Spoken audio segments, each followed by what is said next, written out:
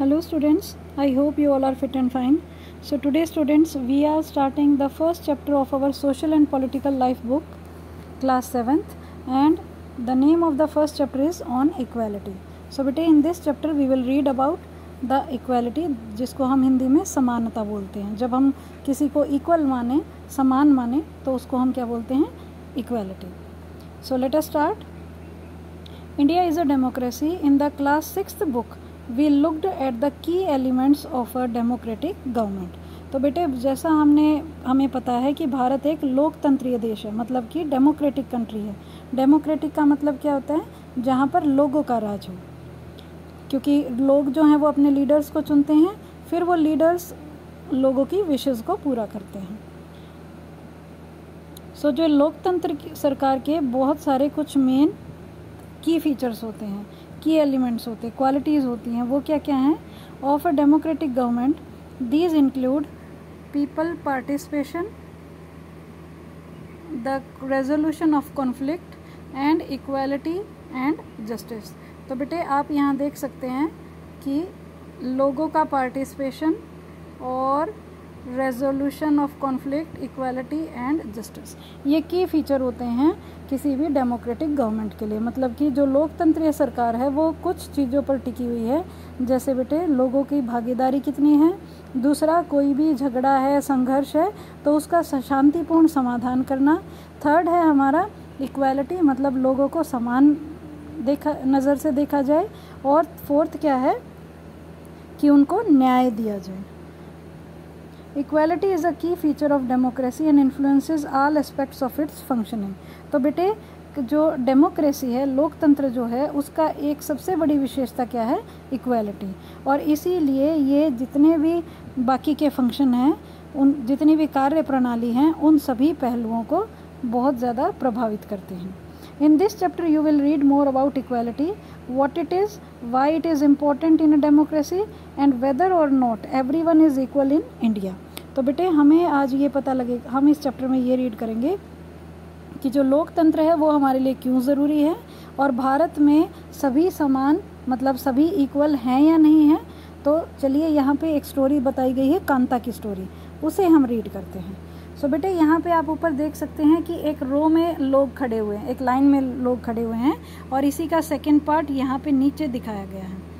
तो इस रो में जो ये लोग खड़े हुए हैं बेटे, वो ये दिखाया गया है कि चाहे देखिए कोई फर्स्ट दिखा रखा है टीचर है, फिर ट्रेडर है, स्टूडेंट है, डोमेस्टिक वर्कर है. नीचे की स्क्रीन पे भी आप देख सकते हैं आर्टिशन है, हाउसवाइफ है, कंसल्टेंट है, गवर्नमेंट ऑफिसर है. तो इसका मतलब बेटे चाहे कोई किसी भी कम्युनिटी से बिलोंग करता हो, कितना ही रिच, कितना ही पुअर क्यों ना हो, लेकिन सभी लोग जो हैं वो एक ही लाइन में खड़े हैं. और ये किस लिए खड़े हैं? क्योंकि ये वोट डालने के लिए इंतज़ार कर रहे हैं, इनकी टर्न आने वाली है. So on election day, Kanta and her friend Sujata are waiting to cast their votes.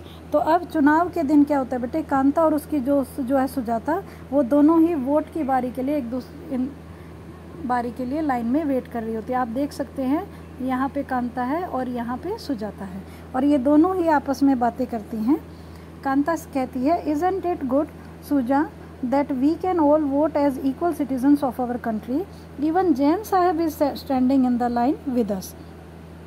तो कांता ये कहती है, देखो कितनी अच्छी बात है ना सुजाता, कि हम सब अपने देश के लिए समान नागरिक के रूप में वोट डाल सकते हैं, किसी के साथ कोई भेदभाव नहीं है.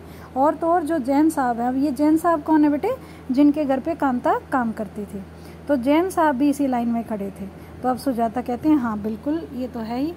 फिर सेकेंड पिक्चर में दिखा रखा है बेटे कि जो सुजाता है वो कांता को बोलती है कि कांता जाओ, अब तुम्हारी बारी है. तो कांता अंदर जाके देखती है कि मैं यहाँ पे बेटे बताया गया है कि कांता ये डिसाइड करती है कि वो उसको वोट देगी जो कि उनके मोहल्ले में पानी की पाइपलाइन लाने का वादा जिसने किया है, सिर्फ उसी व्यक्ति को वो वोट करेगी. तो चलिए सेकंड पेज पे चलते हैं. यहाँ पे बता रखा है बेटे बाद में क्या होता है. जब कांता और सुजाता वोट डाल के वापस आ जाते हैं, तो उसके बाद वो देखते हैं कि कार में उनके जो साहब हैं वो जा रहे होते हैं. तो वो नमस्ते करते हैं अपने साहब को, और जो जैन साहब हैं वो भी उनको बोलते हैं कि मैं तुमसे बाद में मिलता हूँ. और नेक्स्ट पिक्चर दिखा रखी है बेटे राइट साइड में, यहाँ पे दिखा रखा है कि ये इस पिक्चर में कि कांता और सुजाता जो है वो दोनों ही एक दूसरे से बातें कर रही हैं। Gudiya has been running fever and I have to take her to the hospital, but I will have to finish the work at sahibs house first and ask for some advance। तो अब कांता सुजाता को बताती है कि उनकी बेटी को बुखार है और उसे हॉस्पिटल लेके जाना है, लेकिन पहले उनको साहब के घर का काम करके आना पड़ेगा और उनसे कुछ पैसे उधार लेके आने पड़ेंगे, तभी वो अपनी बेटी को हॉस्पिटल ले जा पाएगी। नाउ एट होम, जब वो घर पे आती है तो she says here have some of this, you will feel better, and when I get back in the evening we will go to the hospital, okay। तो अब वो कहती है अपनी बेटी के पास, जब वो घर जाती है तो वो अपनी बेटी को कुछ गरम गरम चाय वगैरह देती है और ऐसे कहती है कि तुम ये पी लो, इसे पीकर तुम्हें अच्छा लगेगा, और जब मैं शाम को लौटूंगी तब तुम्हें अस्पताल ले जाऊंगी। तो आप बेटे यहाँ देख सकते हैं कि कितनी पुअर कंडीशन है एक माँ की, कि वो अपने बच्चे को, जब वो बीमार है इतना ज़्यादा, फिर भी वो हॉस्पिटल नहीं ले जा सकती है, पहले उसको काम करके आना पड़ेगा, और जब वो उसको पैसे मिलेंगे तब वो उसको लेके जाएगी। तो राइट साइड में दिखा रखा है बेटे, it's no wonder that Gudiya falls is ills often, the basti is never clean. तो यहाँ पर कांता सोचते हुए जा रही है कि गुड़िया बार बार बीमार नहीं पड़ेगी तो और क्या होगा, बस्ती में तो साफ़ सफाई कभी होती ही नहीं है। तो इस वजह से भी ये उनके रहने की कंडीशंस भी दिखाई गई हैं बेटे, जहाँ पर कांता रहती है। तो आगे जब हम मूव करते हैं, हम स्टोरी में देखते हैं कि जब कांता साफ़ सफाई करने उनके घर पे जाती है जैन साहब के, तो वहाँ पर वो आप इस पिक्चर में देख सकते हैं, ये वाली पिक्चर में, make sure to do the corners properly. तो यहाँ पे जो मालकिन है वो उनको ऑर्डर देती हैं कि ध्यान से जो कोने हैं, कोनों में भी अच्छे से साफ़ करना। और बाद में जब वो एडवांस उनको देती हैं तब वो बोलती है, hairs your advance Kanta, but don't make a habit of it.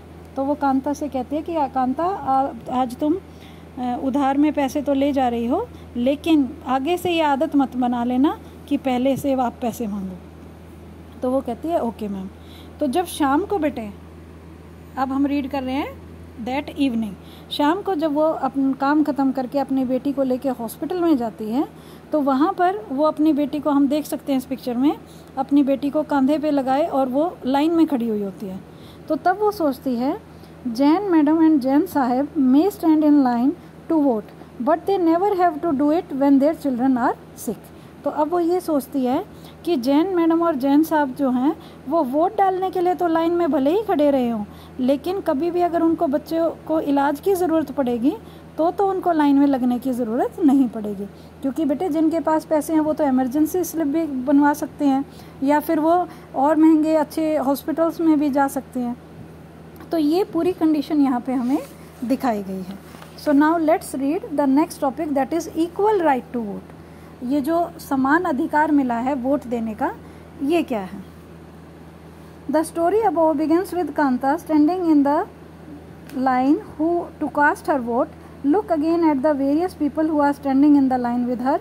Kanta recognized her employer Ashok Jain and Chote Lal, neighbor.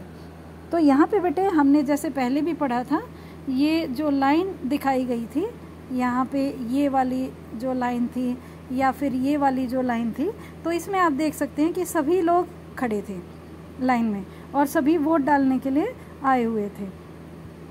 तो इन सभी, अब यहाँ पे उनके जो एम्प्लॉयर थे जिन्होंने उनको नौकरी दे रखी थी वो भी आए हुए थे, उनके जो पड़ोसी थे छोटे लाल वो भी आए हुए थे। तो इस वजह से उनको काफ़ी खुशी हो रही थी कि सभी लोग एक जैसे हैं। Now in a democratic country like India, adults irrespective of what religion they belong to, how much education they have had, what caste they are or whether they are rich or poor, are allowed to vote. तो बेटे भारत में जितने भी लोग हैं, चाहे वो किसी मतलब कि जो एक लोकतंत्रीय देश होता है, डेमोक्रेटिक कंट्री होती है, उसमें चाहे कोई भी व्यक्ति किसी भी रिलीजन से बिलोंग करता हो, किसी भी रिलीजन को फॉलो करता हो, किसी भी कास्ट को बिलोंग करता हो, या फिर वो चाहे अमीर है, गरीब है, या फिर वो पढ़ा लिखा है या अनपढ़ है, इन सभी चीज़ों को ना देखते हुए भारत में जितने भी लोग हैं, डेमोक्रेटिक कंट्रीज़ में जितने भी लोग हैं, उन सभी को वोट देने का अधिकार दिया जाता है। और इसी को क्या बोला जाता है? Universal adult franchise. यूनिवर्सल का मतलब क्या है बेटे? जो सभी लोग कर सके, मतलब पूरे भारत में चाहे किसी भी जगह पे आप चले जाएं, आपको ये राइट दिया जाएगा। और एडल्ट का मतलब होता है ऐसे लोग जो 18 साल से ऊपर होते हैं, 18 ईयर्स से ऊपर होते हैं। और फ्रेंचाइज का मतलब क्या है बेटे? वोट देने का अधिकार। तो यूनिवर्सल एडल्ट फ्रेंचाइज का मीनिंग क्या है कि जो लोग 18 साल से ऊपर हैं, चाहे वो भारत के किसी भी कोने में हैं, उन सभी को वोट देने का अधिकार है। तो ये किसी भी डेमोक्रेटिक कंट्री में ये रूल बनाया गया है।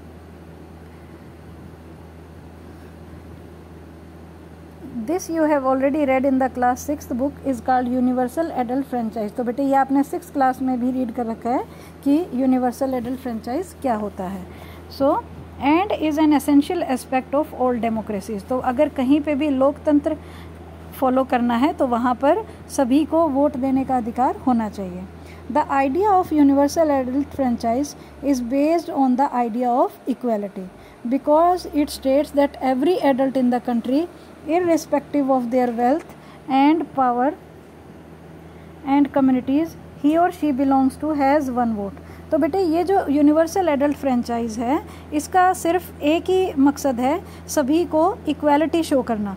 क्योंकि चाहे कोई किसी भी एरिया से है, कितना भी अमीर है, कैसी भी उसकी कंडीशन है, लेकिन चाहे आप कोई ऑफिसर देखें या कोई गरीब आदमी देखें, सभी को सिर्फ एक वोट देने का अधिकार है। और वो एक वोट भी वो पोलिंग बूथ पे ही जाके उनको देनी पड़ेगी। तो ये सभी चीज़ें हमें यहाँ से बताई गई हैं। Kanta is excited to vote and happy that she is equal to the others because each of them has one vote. तो यहाँ पे बेटे कांता जो है वो काफ़ी खुश है, क्योंकि वो इतने बड़े बड़े लोगों के साथ लाइन में खड़ी है और उसको सेम वो अधिकार दिया गया है जो बाकी लोगों को दिया गया है, तो इसीलिए वो काफ़ी खुश थी। But as her day goes on, Kanta becomes less certain about what this equality really means। लेकिन जैसे जैसे दिन बीतता गया, कांता के मन में थोड़ा थोड़ा ये लगने लगा कि समानता जो है वो पूरी तरह से हर क्षेत्र में नहीं मिली हुई है। वोट देने तक तो है, सरकार ने वहाँ पे तो इक्वालिटी कर रखी है, लेकिन किसी का फाइनेंशियल कंडीशन अलग है, किसी की लैंग्वेज अलग है, किसी की एजुकेशन कम ज़्यादा है, तो सभी लोग एक दूसरे से डिफरेंट हैं। What is it that makes Kanta unsure? Let's take a look at the day in her life. She lives in a slum and a drain behind her house. Her daughter is sick. She cannot take the day off from work because she needs to borrow money from her employers to take her child to the doctor. Her job as a domestic helper tires her out and finally she ends her day by again standing in a long line. This line in front of government hospital is unlike the one in the morning because most of the people standing in it are poor। तो ये क्या बात थी बेटे जिसकी वजह से कांता को ऐसा लग रहा था कि सभी इक्वल नहीं हैं? वो इसलिए था बेटे क्योंकि उसका पूरा जो डेली वो क्या काम करती है उसके पे अगर हम नज़र डालें, जो कि मैंने अभी आपको पिक्चर से बताया था, तो उसमें क्या था कि कांता जो है एक झोपड़पट्टी में रहती है और उसके घर के पीछे एक नाला बहता है। तो उसकी जो बेटी है वो काफ़ी बीमार है, लेकिन वो फिर भी अपनी बेटी के लिए छुट्टी नहीं ले सकती क्योंकि उसको पहले अपने मालिक से बच्ची को डॉक्टर के पास ले जाने के लिए पैसे उधार लेने हैं। तो वो वहाँ पे काम करेगी पहले, बाद में पैसे उधार लेके आएगी। और जो भी वो वर्क पूरा दिन करती है उसकी वजह से वो पूरी तरह से थक भी जाती है, लेकिन फिर भी लास्ट में शाम को वो अपनी बेटी को ले जाकर हॉस्पिटल में लेके जाती है और वहाँ पर एक लंबी लाइन में वो बहुत देर तक इंतज़ार करती है। तो वहाँ पर उसको ये लगता है कि ये जो सरकारी हॉस्पिटल की जो लाइन है इसमें और मॉर्निंग में जो वोटिंग की लाइन थी, दोनों में बहुत डिफरेंस है। और ऐसा उसको क्यों लगता है? क्योंकि जो लाइन सुबह लगी थी उसमें तो सभी लोग थे, लेकिन यहाँ पे जो सरकारी हॉस्पिटल में जो लाइन लगी थी वो सिर्फ उन लोगों की थी जो बहुत ज़्यादा गरीब थे। क्योंकि जिनके पास पैसे हैं वो तो अपने बच्चों को तभी ट्रीटमेंट दिलवा सकते हैं, प्राइवेट हॉस्पिटल्स में भी दिलवा सकते हैं। तो यहाँ से बेटे कांता को ऐसा लगा था कि बेशक सरकार ने ये नियम बना रखे हैं, राइट टू इक्वालिटी, सभी को समान अधिकार देने के नियम बनाए हुए हैं, लेकिन फिर भी लोग जो हैं वो एक दूसरे से असमान हैं। ओके बेटा, so we will continue the further topics in our next class. Till then, take care and have a nice day.